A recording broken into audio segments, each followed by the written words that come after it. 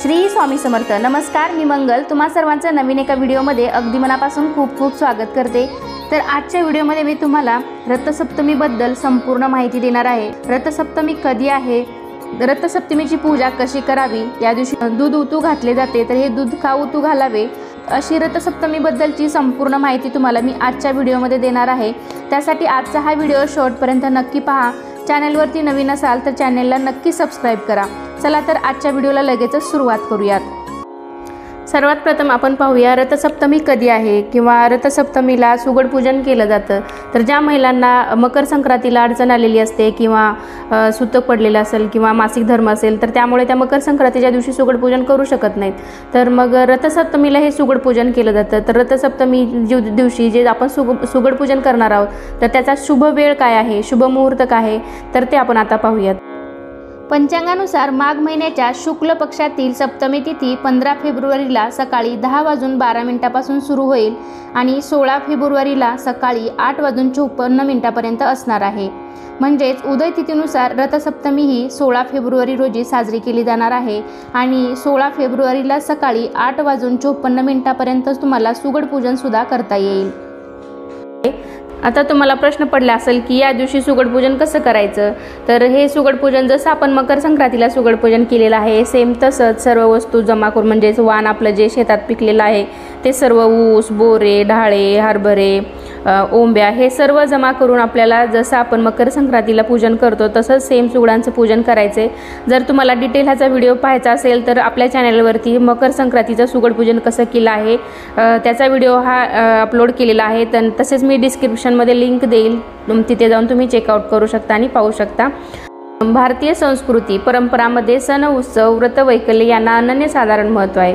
इंग्रजी नववर्ष सुरू झाले की पहिला मोठा सण येतो तो म्हणजे मकर संक्रांतीचा। तसेच मकर संक्रांतीचा सण हा आपल्याकडे 3 दिवस साजरा करण्यात येतो, हे सर्वांनाच माहिती आहे। भोगी, संक्रांत आणि किंक्रांत। हा मकर संक्रांतीचा सण हा तसा आपल्याकडे रथसप्तमीपर्यंत साजरा करण्यात येतो। हळदी कुंकू जे बायका करतात त्या रथसप्तमीपर्यंत आपल्याकडे हे केलं जातं। तर ते हळदी कुंकू रथसप्तमीपर्यंत किंवा एखाद्या रविवारी वगैरे तुम्ही करू शकता किंवा सुगड पूजन हे रविवारी किंवा सप्तमी दिवशी सुद्धा तुम्ही करू शकता। तर अशा पद्धतीने हे आपण सुगड पूजन या दिवशी करायचं आहे। तर आता यापुढे आपण पाहूया रथसप्तमीबद्दल संपूर्ण माहिती। रथसप्तमी म्हणजे काय, रथसप्तमीचे जे व्रत केले जाते तर ते कसे करावे, त्याचे नियम काय आहेत, नैवेद्य काय दाखवावा, दान काय करावे, दूध उतू घालतात तर ते का घातलं जातं, या पाठीमागे धार्मिक आणि वैज्ञानिक काय कारणे आहेत, याची संपूर्ण माहिती आपण आता यापुढे जाणून घेऊयात। रथसप्तमी हा सण माघ महिन्याच्या शुक्ल पक्षाच्या 7व्या दिवशी साजरा करण्यात येतो। रथसप्तमी व्यतिरिक्त याला अचला सप्तमी, माघ सप्तमी आणि सूर्य सप्तमी तसेच भानु सप्तमी आणि आरोग्य सप्तमी असेही म्हटले जाते। असे मानले जाते की या तिथीला सूर्यदेव 7 घोड्यासह रथावर स्वार होऊन अवतरले आणि संपूर्ण विश्व प्रकाशित केले। संपूर्ण वर्षातील सप्तमी तिथीमध्ये ही सप्तमी सर्वोत्तम मानली जाते।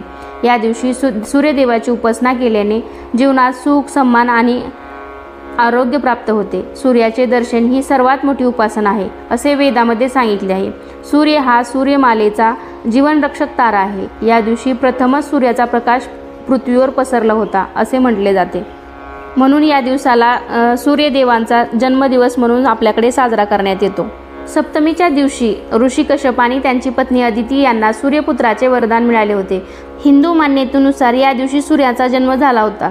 आदिती आणि कश्यप यांचा पुत्र म्हणजे सूर्यदेव। रथसप्तमीच्या दिवशी सूर्याचा जन्म झाला आणि सर्व ब्रह्मांड उजळून निघालं। सूर्यदेवाचं सामर्थ्य तर सर्वांना माहीतच आहे, पण पुराणातही याबद्दल अनेक कथांचा उल्लेख आढळतो।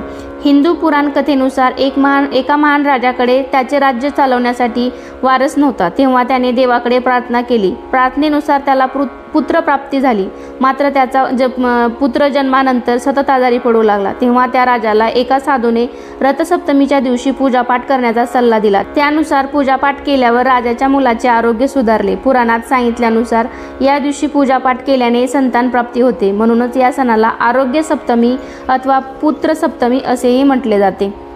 रथसप्तमीच्या दिवशी आपण जी सकाळी लवकर सूर्यदेवांची उठून पूजा करणार आहोत तर ती पूजा कशी करायची हे आता आपण पाहूयात।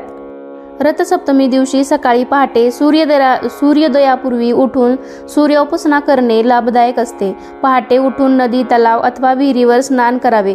शक्य नसल्यास एखाद्या नदीतून थोडंसं पाणी आणून आपल्या घरच्या आंघोळीच्या पाण्यामध्ये टाकून स्नान केल्याने सुद्धा खूप आपल्याला लाभदायक ठरते. त्यानंतर उगवत्या सूर्याकडे तोंड करून सूर्याला अर्घ द्यावे. सूर्याला अर्घ देण्यासाठी तांब्याच्या कलशामध्ये स्वच्छ पाणी भरावे.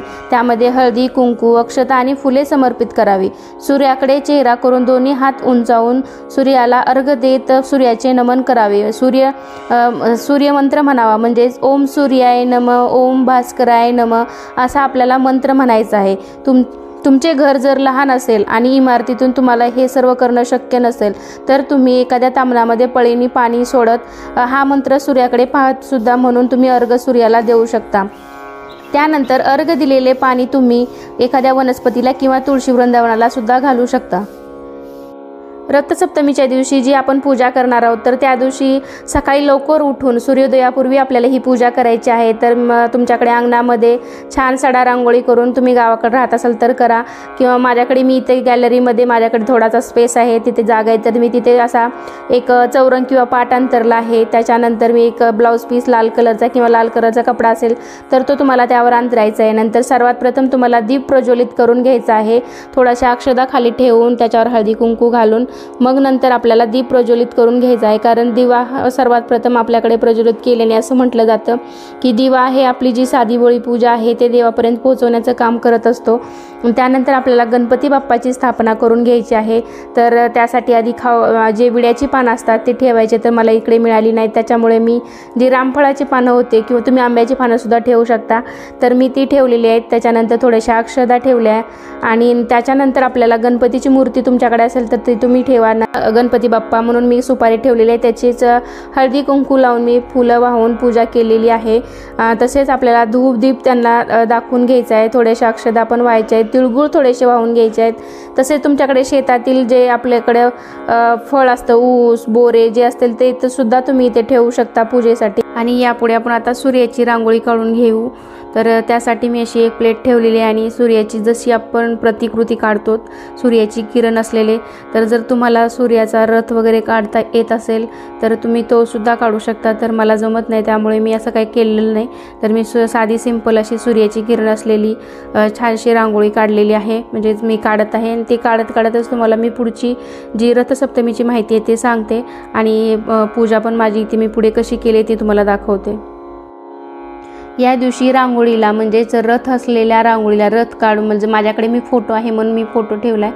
जर तुमच्याकडे फोटो नसेल तर तुम्ही रथाची अशी सूर्यदेवाचा रथ असलेली रांगोळी काढायची आहे. तुम्हाला येत नसेल तर तुम्ही यूट्यूबला बरेच तुम्हाला व्हिडिओ मिळतील, तुम्ही तिथे पाहून काढू शकतात. नसेल तर तुम्ही अशी प्रतिमा जरी काढली सूर्यकिरणांची ती काढून जरी तुम्ही पूजा केली तरी चालेल, काही प्रॉब्लेम नाही. तर पण मात्र ही रांगोळी आवर्जून तुम्हाला या दिवशी काढायची आहे.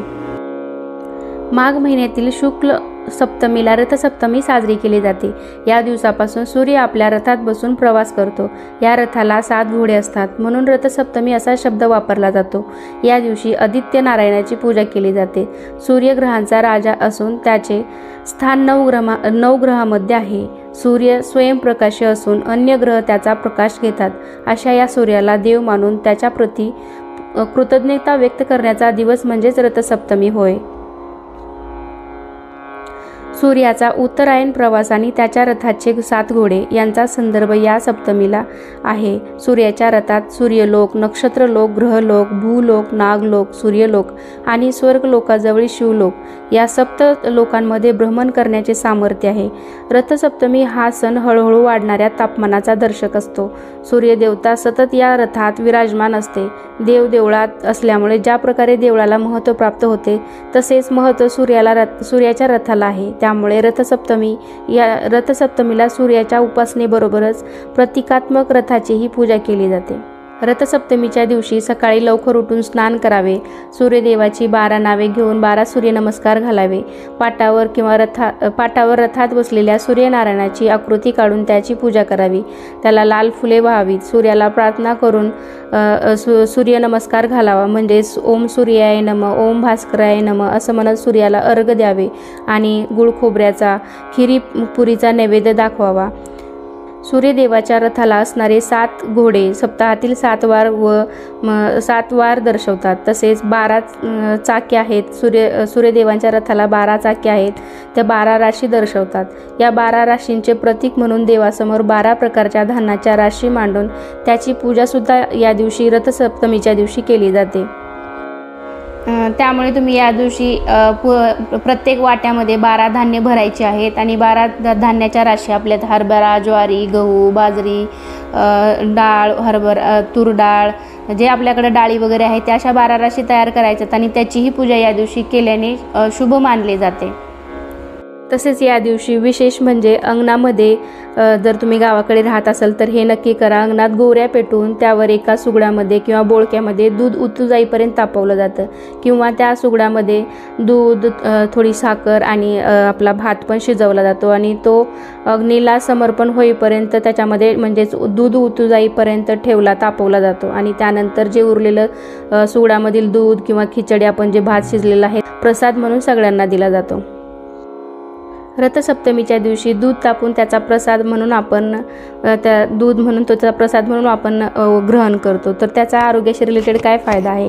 रथसप्तमीच्या दिवशी सूर्याच्या किरणातून प्रक्षेपित होणाऱ्या ज्या तेजत्वात्मक लहरी दुधातून सुगडाभोवती निर्माण होणाऱ्या कोशाकडे आकृष्ट झाल्याने ते दूध प्रसाद म्हणून आपण ग्रहण केल्याने आपल्याला आरोग्यासाठी आपल्या भरपूर प्रमाणात फायदा होत असतो. म्हणून या दिवशी रथसप्तमीच्या दिवशी तो प्रसाद एक सुगडामध्ये जे आपण दूध उतू घातले तो ग्रहण करणे सुद्धा आपल्या आरोग्याला खूप फायदेशीर आहे.